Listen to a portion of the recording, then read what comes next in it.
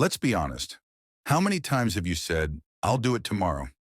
And how often did tomorrow turn into, well, never? Don't worry. You are not alone. We as humans have a real talent for postponing things.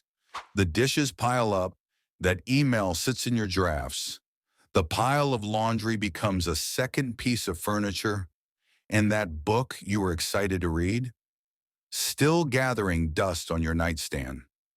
We always think we'll be more motivated later, that some magical future version of us will suddenly be more productive. But spoiler alert, that version of us rarely shows up. So why do we keep doing this to ourselves? Procrastination isn't about being lazy. Far from it. It often has deeper roots. Sometimes it's fear, fear of failing, fear of not doing it perfectly. Or maybe it's because the task feels too big and overwhelming. Other times it's because the reward of completing the task just feels too far away, and TikTok is, well, right there. We also tend to overestimate how much time we have in the future and underestimate how much effort a task actually takes. Our brains are wired to seek comfort, and comfort is not found in scrubbing the bathroom floor or writing a 10-page paper.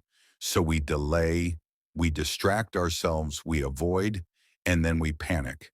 But enough with the self-sabotage. Let's talk solutions.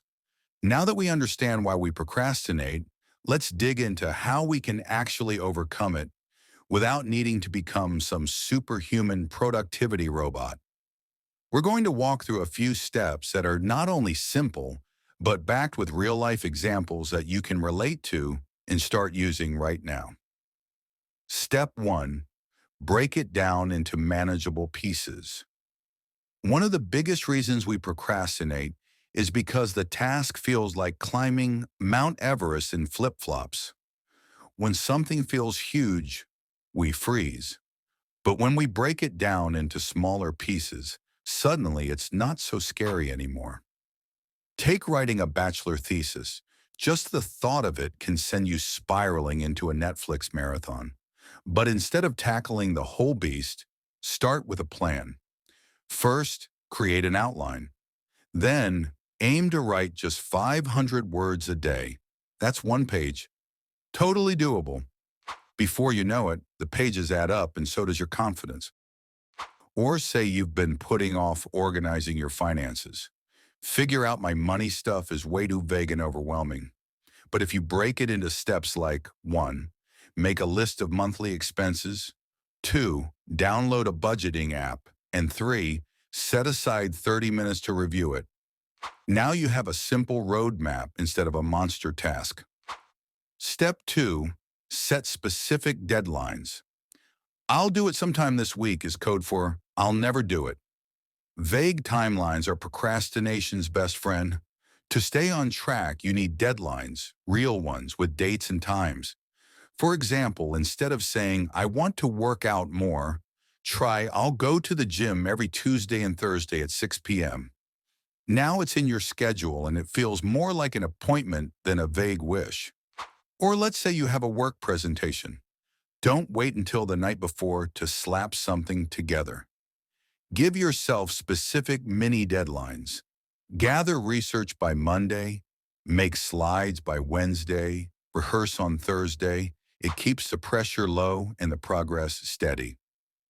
Step 3. Eliminate distractions. Our environment plays a huge role in how much we get done. And let's be real, most of us are one notification away from a full-blown TikTok spiral. If you want to beat procrastination, you've got to build a space that sets you up for focus. If your phone is the problem, which it probably is, try putting it on airplane mode or leaving it in another room while you work. You'd be surprised how much your brain calms down when it's not waiting for a ping. Another distraction? People. Maybe it's your roommate constantly walking in or your family chatting nearby. If that's the case, try setting clear boundaries.